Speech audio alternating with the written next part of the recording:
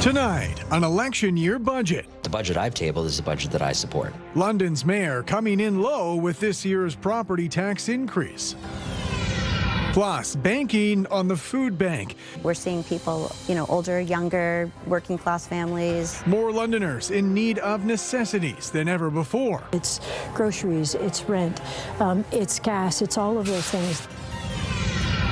And more charges while in custody. The woman suspected of crashing through a Sarnia car wash, now accused of assaulting an officer.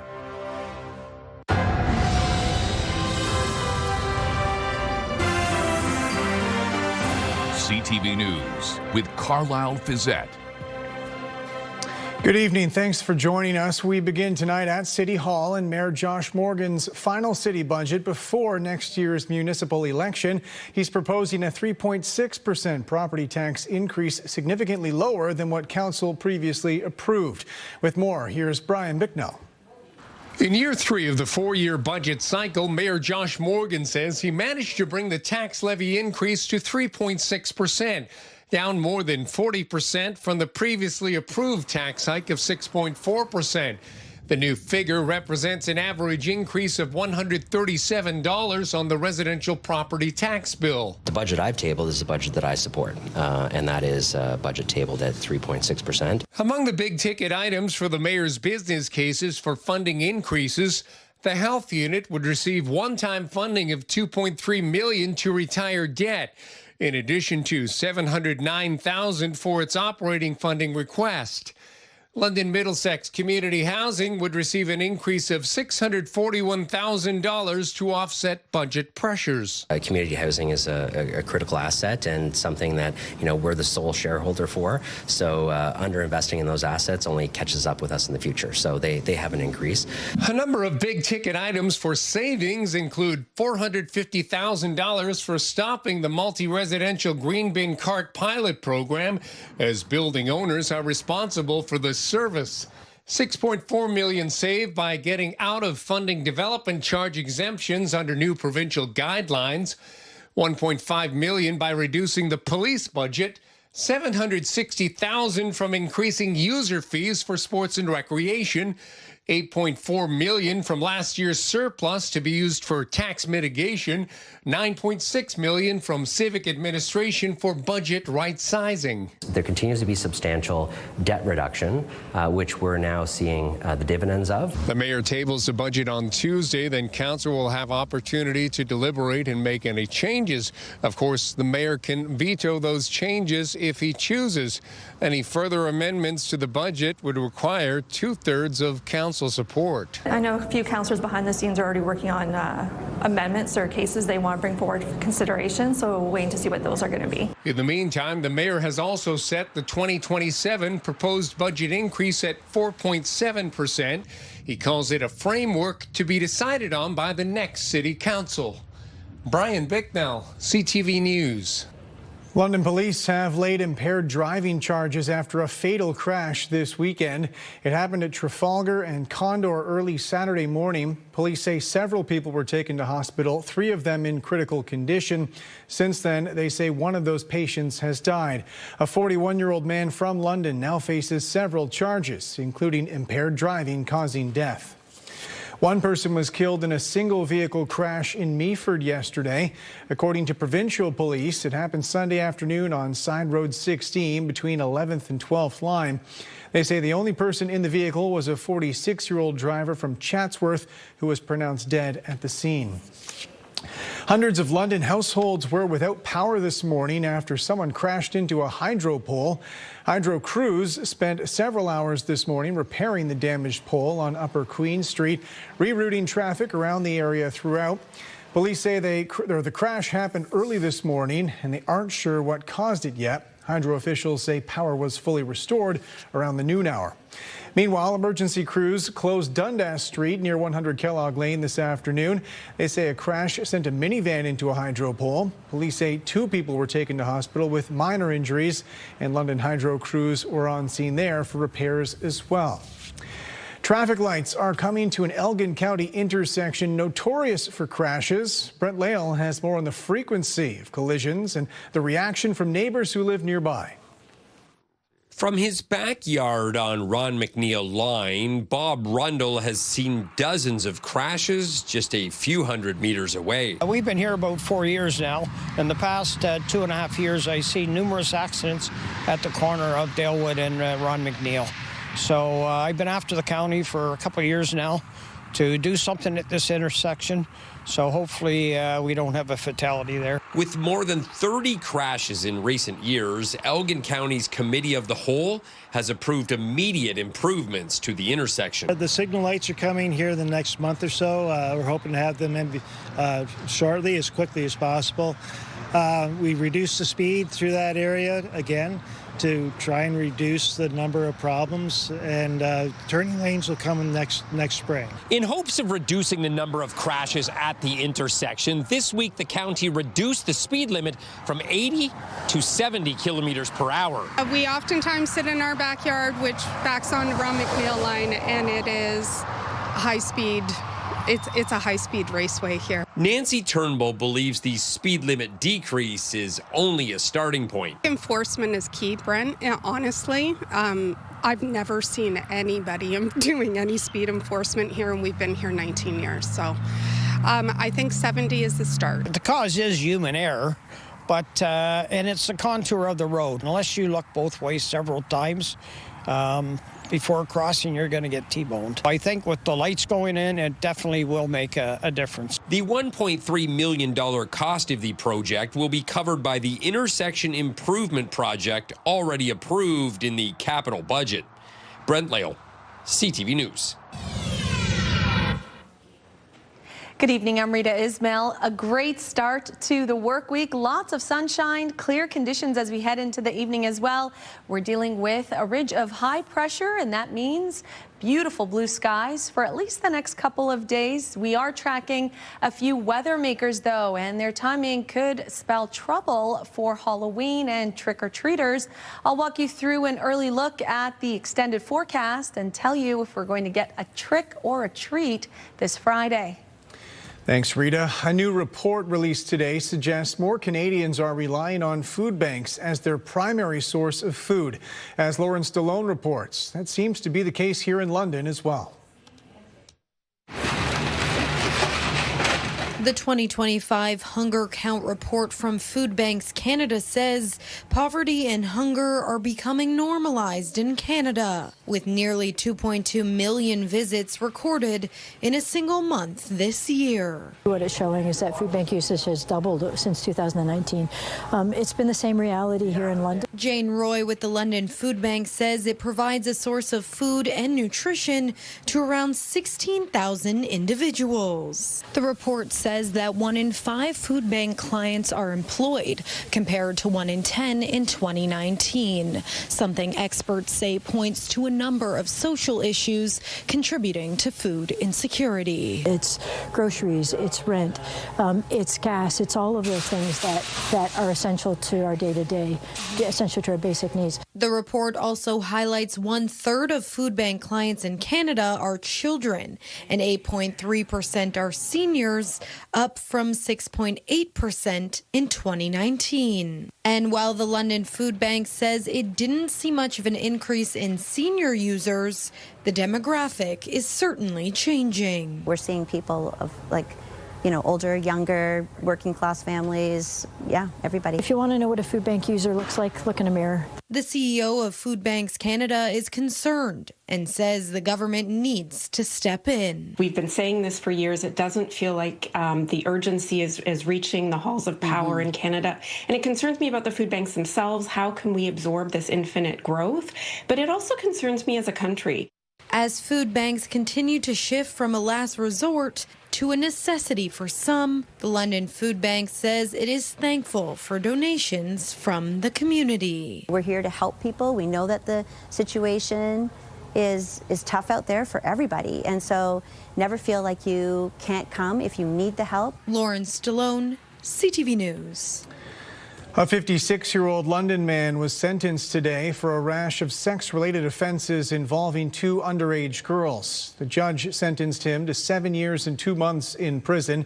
His name cannot be reported because of a publication ban to protect the victims' identities.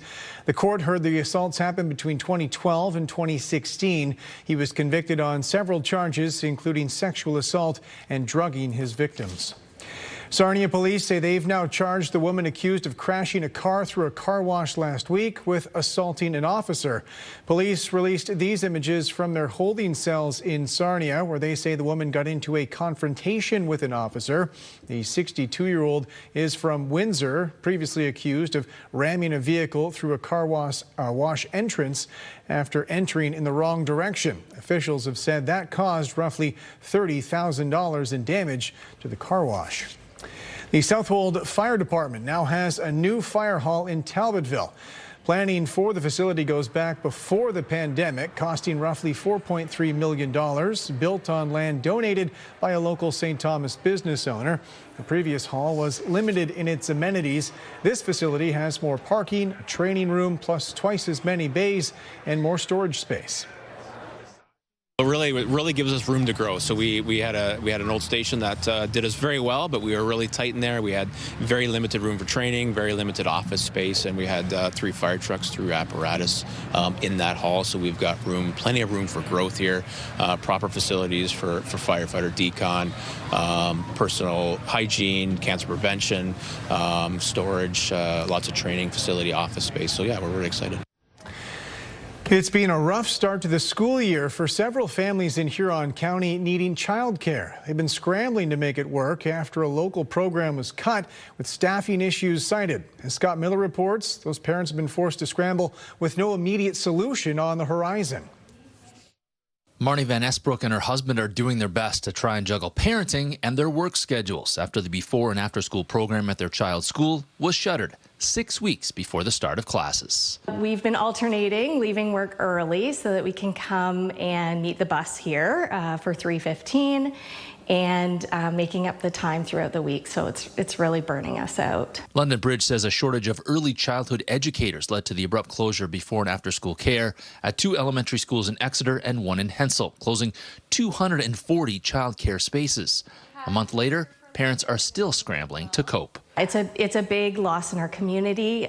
Teachers within the school boards don't even have access to care for their own children. We have families that depend on it for their livelihood. And I don't think I can make it any clearer than that. Both Van Esbrook and Mayor Finch are now imploring the Avon-Maitland District School Board to run their own before and after school program. Under provincial legislation, school boards are required to provide before and after school programs for children 12 and under. Van Esbrook is presenting a petition to the school board Tuesday afternoon asking them to begin the licensing process for board-operated before and after school care like school boards in Waterloo, Halton, and Ottawa offer. We're not asking them to reinvent the wheel. We're just simply asking them to follow that model because it has been very successful in those regions. Quite honestly, the school board, the local school board, has carriage of this responsibility. It's legislated. They are to ensure that there is a program for before and after for every school in the province of Ontario. So they need to take ownership of this and start a program. The Avon-Maitland District School Board says they are still looking to fill the void left by London Bridge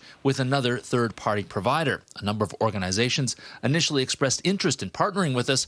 However, not all of those organizations were viable.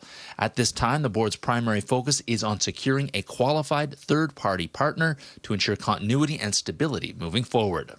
In the meantime, Van Esbrook and hundreds of other South Huron parents will have no choice but to continue scrambling or move. I have heard from families who are considering moving. In Huron County, Scott Miller, CTV News. This year's annual Shine the Light campaign launched today at the London Abused Women's Centre. This year for the 16th annual campaign, the focus will be femicide and what we can do to try to prevent other women and families from experiencing this tragedy. We have lost too many women at the hands of men. On July 16th, our daughter Brianna, who was only 17 years old, was stabbed by a former boyfriend. Each morning I wake up expecting to see both our children. But unfortunately, that's not the reality we have. Organizers say this year's campaign is dedicated to 4 local women who were killed in domestic violence incidents. Family members of those victims are expected to speak at events throughout the month, including the Victoria Park tree lighting and Wear Purple Day on November 15th.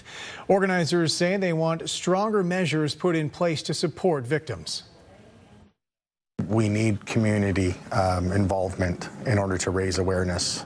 Voices need to be heard and spoken for the ones that can no longer speak, such as our daughter.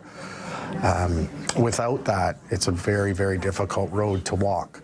So having community together and continuing to do these things puts abusers on notice that we're out there, and there's many of us. Canadian Blood Services staff hosted a special blood drive this weekend, encouraging donors to dress up for the occasion in honor of a local teenager fighting a rare condition. Take a look. Today we are having a Suit Up for Jack event in conjunction with Mini London, and today we're having a Halloween spooktacular where we're having people dress up in their favorite Halloween costume. As you can see from Jack here, as Michael Myers, and we are just having people donate blood or plasma or whatever they're able to do today, just to help kids like Jack who are in need of blood products for things like cancer or Jack's aplastic anemia. There's so many things out there and so many kids out there who need these products to survive. It's about bringing back community involvement and bringing some life and support to Suit Up for Jack. So we are actually one of the first London businesses to join Suit Up for Jack and work with them to bring donors to the Canadian Blood Services, and then bringing the 4-City Mini Club in as well with the community, so as many people as we can to kind of help out here. Donate because you never know who it's going to help, and to know that one life has breathed easier because I've lived and I've done my part is what the real meaning of life is to me. Since 2019, when Jack first got diagnosed, I'm starting to get flushed every time I think about it. It's one of the most horrible things that have happened to us, but the Canadian Blood Service have been such a good support for us, and we're just wanting to give back in the way that we know how. Like, if we can get people to donate blood and help other people, then that's what we're here to do. When we come back, standing by his commercial, the Premier defends his anti-tariff message despite the retribution it brought from Donald Trump. Plus, the World Series shifts to Los Angeles. We look ahead to Game 3 after a split in Toronto this weekend.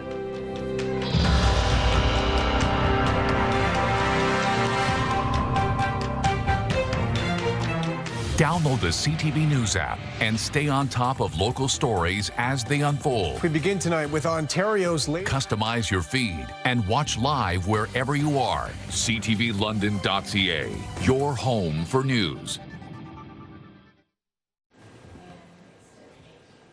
Welcome back. Premier Doug Ford is defending his anti-tariff ad, which President Donald Trump blamed before shutting down trade talks with Canada and increasing tariffs in apparent retaliation. Siobhan Morris has the latest. On the floor of the Ontario legislature. It was the most successful ad in the history of North America. In interviews on American TV. I don't regret it at all. Premier Doug Ford unrepentant about an anti-tariff ad featuring the voice of Ronald Reagan that's derailed trade talks. Well, as we say, mission accomplished. It was done. They're talking about it in the U.S., and they weren't talking about it before I put the ad on. Ford says the goal was always conversation. No guilt that a deal on steel and aluminum may have been close before Donald Trump intervened over the ad. There's no mention whatsoever of auto. I feel like it slipped to the side. I'm going to fight for the auto workers, the steel workers, the manufacturing. The opposition sees this as an unforced error. What they did with that ad, it wasn't smart. There's a good chance Ontarians are going to pay with their jobs. Calling on Ford to worry about the jobs already at risk in the province. Instead, the Premier is focused on an ad campaign that's there to, boost his ego, make him feel like a big guy? We need to be united as Team Canada and not have individual premiers go rogue. Ford insists the Prime Minister had seen the ad and didn't tell him to keep quiet. Siobhan Morris, CTV News, Toronto. The World Series has shifted to Los Angeles for the next 3 games. If the Blue Jays want to guarantee themselves another game at home, they'll have to win at least once on the road. With more ahead of Game 3, here's Adrian Gobriel. Wearing their Canadian pride on their chest, Blue Jays fans have been packing into West Hollywood's Attitude Cafe to soak in the World Series and a taste of home. It's like being at a bar back home. It's actually quite nice. And then, you know, with the poutine and the smoked meat sandwiches and the St. Viator bagels, it starts to really feel like we're in Canada. Born and raised in Montreal's Plateau neighborhood, restaurant owner Sandro Oliverio has opened his doors to roughly 300 Maple Leaf waving Canadian transplants for the first 2 games of the World Series. You can see, you know, cheer and joy in people's faces. It's a very comforting feeling. It's sort of like watching a movie with your favorite blanket on. Los Angeles is home to the largest population of Canadian immigrants in the United States. Roughly 16% call the state of California home. During this challenging time for U.S.-Canadian relations, Oliverio believes the World Series has served as a welcome reprieve for expats who now call Los Angeles their home.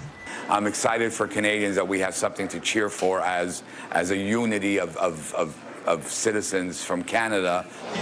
Sandro Oliverio expects more than 100 crazy Canucks to pack his cafe in West Hollywood again tonight. More than 56,000 are expected in attendance here at Dodger Stadium. But no matter where fans are taking in Game 3, it's expected to be packed with patriotic pride. Adrian Gobriel, CTV News, Los Angeles. A major hurricane is bearing down on Jamaica, expected to make landfall tomorrow as a Category 5 storm. It now seems virtually certain that the core of a powerful hurricane is going to move over Jamaica on a Tuesday. These satellite images show the eye of Hurricane Melissa near Cuba. Winds are reaching 220 kilometers an hour when it was a Category 4 storm. And Rita Ismail's on the desk with me now. What a picture-perfect start to the week so far weather-wise. Couldn't really ask for a better late October day than today. Yeah, it was absolutely gorgeous out there. Lots of sunshine, and yesterday was beautiful too, and tomorrow even better. Our temperature right where it's supposed to be this time of year, hitting a daytime high of 11 degrees. Under wall-to-wall sunshine, we have that beautiful ridge of high pressure, bringing in this clear, comfortable, and calm conditions for southwestern Ontario. Record high was 23 degrees in 1946, record low -7 in 1976. Our sunset tonight in a few minutes at 6:23. Not much happening on the satellite radar, and again, that's all thanks to this strong ridge of high pressure, which means clear blue skies and clear conditions overnight as well. That also means our temperatures are going to drop to near the freezing mark, so it will feel a little bit cooler tonight heading into tomorrow. We are tracking the next weather maker. It won't be until late day Wednesday when it arrives, so not much action in the forecast model here. As you can see, a gorgeous day ahead for Tuesday and Wednesday as well, but late day Wednesday, you can see the system here starting to push up, and with that will come showers Wednesday overnight into Thursday, and those showers will linger as we head into the latter part of the week. With Halloween on Friday, that means the chance for some showers.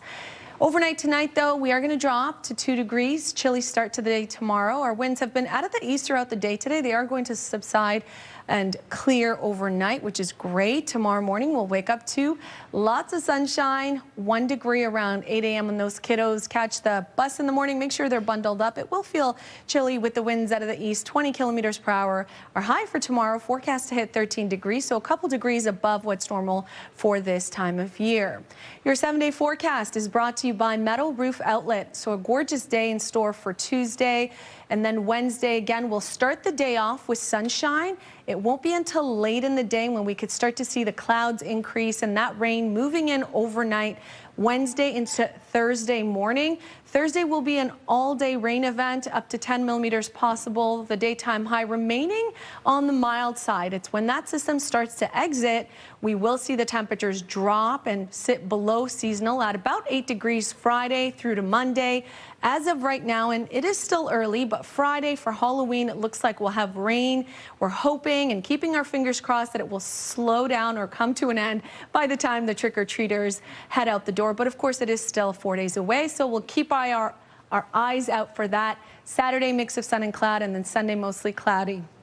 Midwestern Ontario, same thing goes in terms of the next couple of days. High pressure means dry, clear, beautiful, sunny conditions. Thursday, Friday, though, that rain, the probability sitting higher for you both days. You will need that umbrella and those rain boots if you are trick-or-treating throughout Grey Bruce, Huron, and Perth. But it doesn't really stop the kids, Carlyle. They don't mind trick-or-treating in the rain. It's more us, the parents, that don't like to get soggy and wet. So we are hoping it dries out late day Friday, just in time for those kids to head outdoors and trick-or-treat. Thanks very much, Rita. Still ahead, new regulations for Canadian snowbirds. We break down the changes for anyone heading south of the border this winter. We are geared up for a huge game tonight. We're cheering on the Blue Jays at 8 o'clock in LA. If they win, join us to celebrate. If they lose, join us and we'll make you feel better. But go Jays, go! Yeah!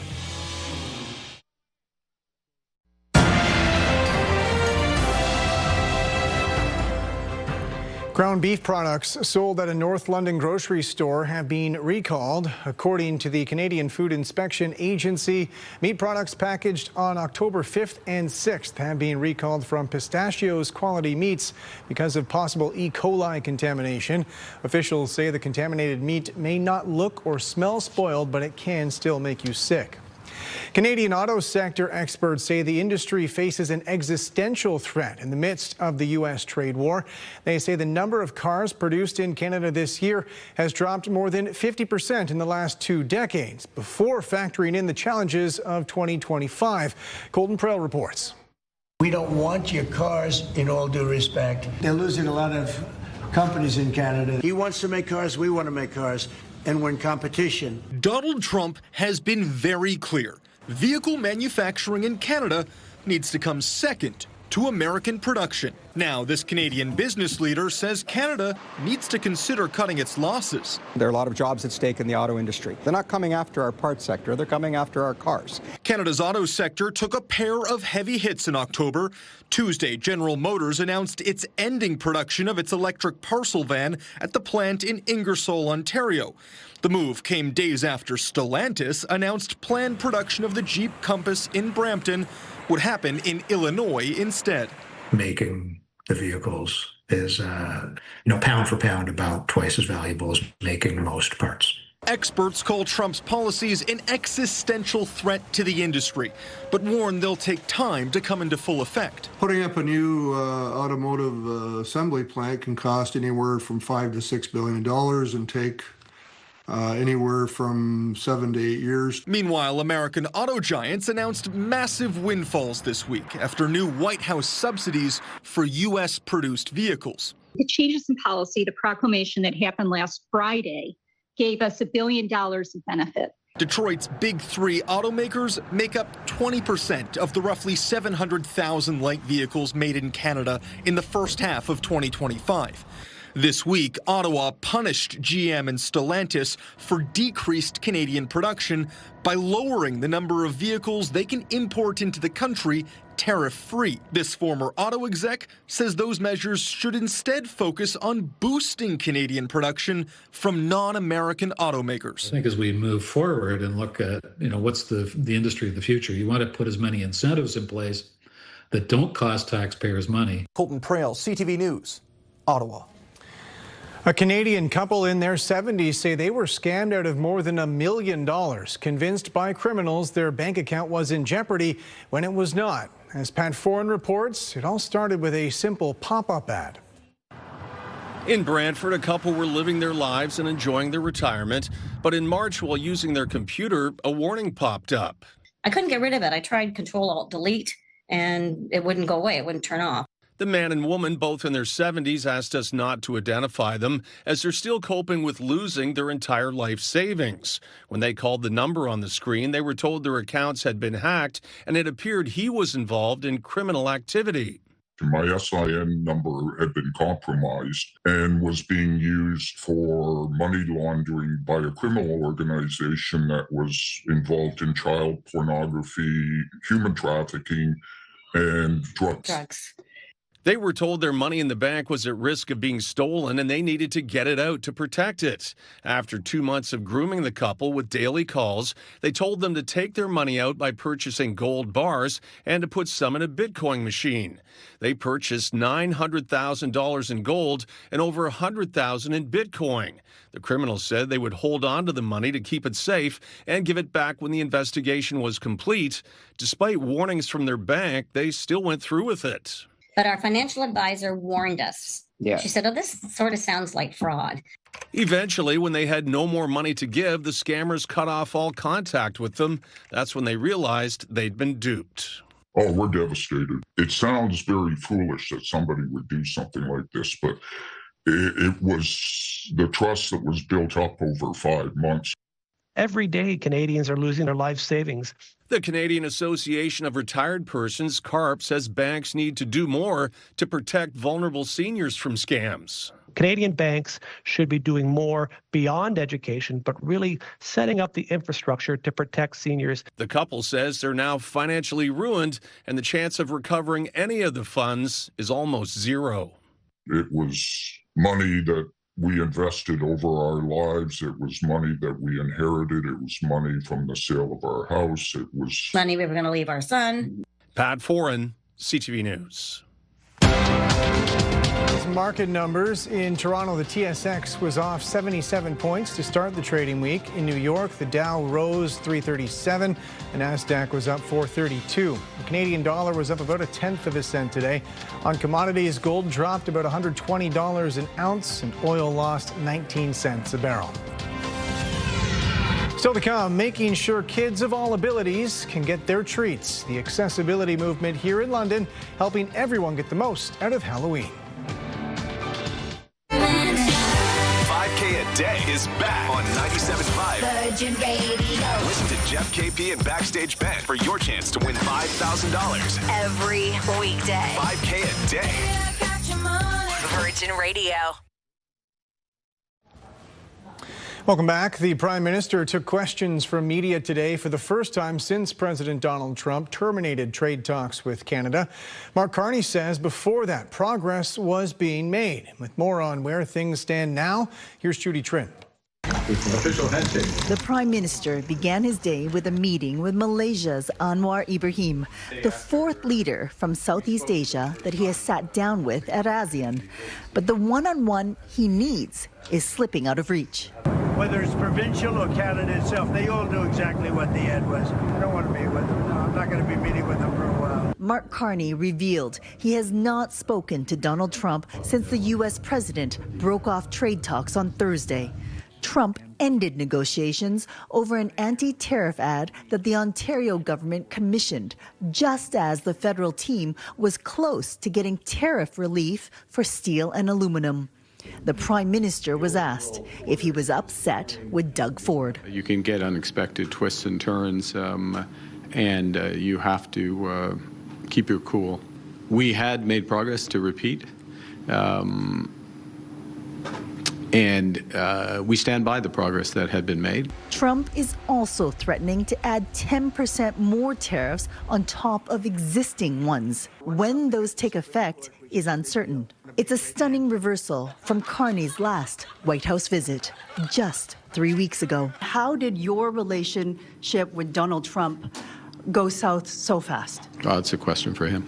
Carney has considered the possibility the U.S. is toying with Canada and doesn't want to negotiate. I'm not about to detail those contingency plans. I said this before I was elected, emphasize the importance of us giving ourselves far more than any foreign government could take away. At the ASEAN summit, Carney said Canada would increase by 50% its non-U.S. exports over the next decade.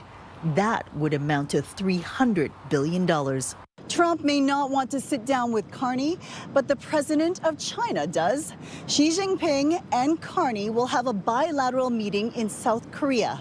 The two leaders want to recalibrate the relationship between their two countries. Judy Trin, CTV News, Kuala Lumpur.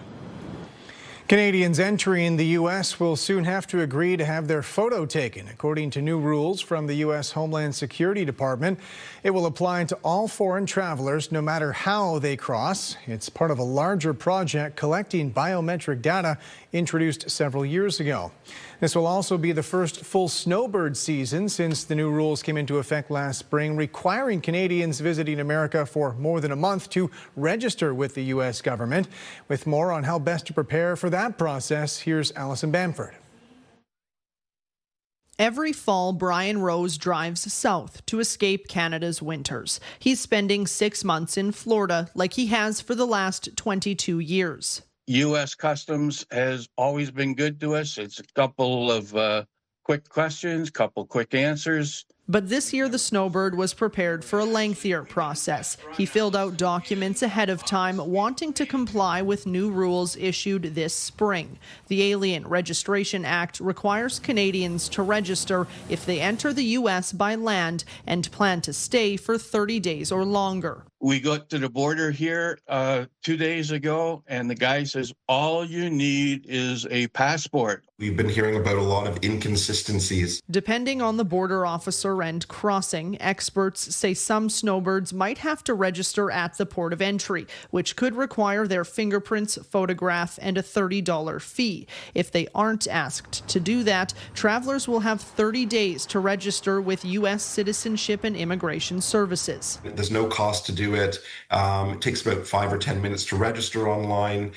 You don't have to be fingerprinted. You don't have any biometrics. You get a receipt and you carry that with you when you're in the U.S. One U.S. immigration lawyer says getting fingerprinted at the border has always been a possibility, but it's rare, and snowbirds should still plan to cross the border as they normally would. Treat crossing the border almost like a job interview. You're going to be respectful, you're going to be prepared, you're going to say please, you're going to say thank you, and you're going to make it easy for that officer. Snowbird advisory groups say they haven't heard of anyone being refused entry as a result of the new process, and with time, they're hopeful that consistency will improve at the border.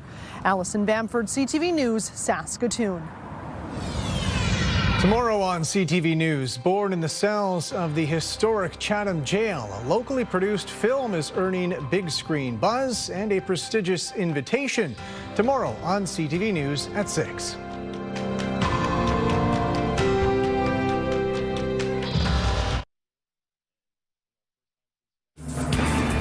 Tonight's weather snapshot sent in from our viewer Mike Mancuso. A great shot of a Blue Jay. Here's to hoping the Toronto Blue Jays get back on track tonight in Los Angeles for Game 3. Thanks for sharing, Mike. A stretch of sunshine to start the week with comfortable seasonal daytime highs near 13 degrees, but we are expecting a band of lake effect cloud cover and risk of showers to move in midweek and linger through to the weekend. That means a wet and windy Halloween is possible for Friday with chillier daytime highs near 8 degrees. Canadian health authorities have approved an expensive new drug for Alzheimer's. Researchers say the medication targets the cause of the disease, slowing its advancement. Heather Wright reports. After 2.5 years, Health Canada has approved lecanemab, an intravenous drug that studies have shown can slow the progression of Alzheimer's in patients in the early stages of the disease. John Dalrymple Fraser was diagnosed with Alzheimer's about 5 years ago, the same disease that both his mom and his dad also had. Thinking of my own family, I don't want to forget their names. I want to remember them. So getting diagnosed early gives me a chance. Lecanemab's approval marks the first time a drug that targets the root causes of Alzheimer's will be available in Canada. The current therapies only treat symptoms and were approved more than 2 decades ago. While lecanemab will not cure Alzheimer's, doctors say it helps buy time by slowing cognitive decline and extending independence, and offers hope to families. Is when independence becomes interrupted and patients require family members, people around them to start stepping in, that the impact of this disease really becomes felt on communities, on families, on the Canadian healthcare system. Lecanemab is not without risk. It can have serious side effects, including swelling and bleeding of the brain and death. Once available here, not every Canadian will be eligible. Only those in the early stages of the disease will qualify. Patients will also be genetically screened as side effects are more likely in people with certain genes. Another major issue with this drug is cost. A Canadian price tag has not been set, but in the United States, it costs roughly $26,000 US. It's also not clear whether provincial health plans will cover it. Heather Wright, CTV News, Toronto. Accessibility advocates were at Westmount Shopping Centre this weekend, encouraging families to ensure trick-or-treating is fun for everyone this year, regardless of their abilities.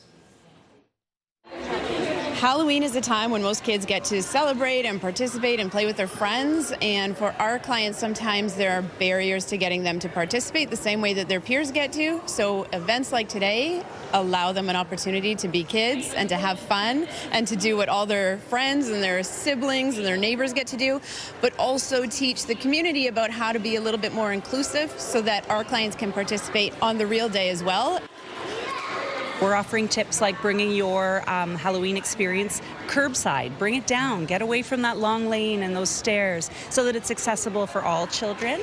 We also want that area to be brightly lit and clear away any debris for anyone with running around with costumes, but for tripping hazards for children in wheelchairs and walkers. That's cool. That's awesome. It's so good to see you. TVCC works with children and youth with disabilities across southwestern Ontario, providing therapies and supports and programming for both them and their families.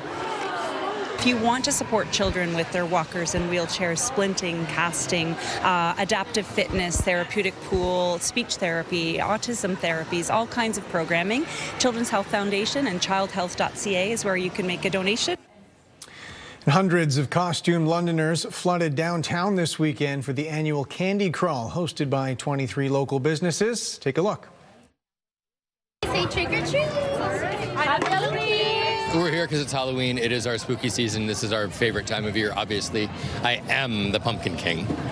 So we're just here to spread some joy. We're cosplayers. We do a lot of Comic-Cons and things with a few different outfits. This is one of our favorites at this time of year. Obviously a family affair, as you can see. It's such a good turnout. There's face painting here, there's activities for the kids, a bouncy castle. The downtown businesses all got together to celebrate this day ahead of Halloween, we know, but this way you get to enjoy Halloween on the 31st and visit the downtown on a beautiful day. A young Jays fan is supporting the team in a way not many others could. He's had a special prosthetic made symbolizing his love of the game and the championship he envisions. Pauline Chan reports. A special package from Major League Baseball after they heard about 8-year-old Logan Dorna's special prosthetic eye. We are so inspired by you.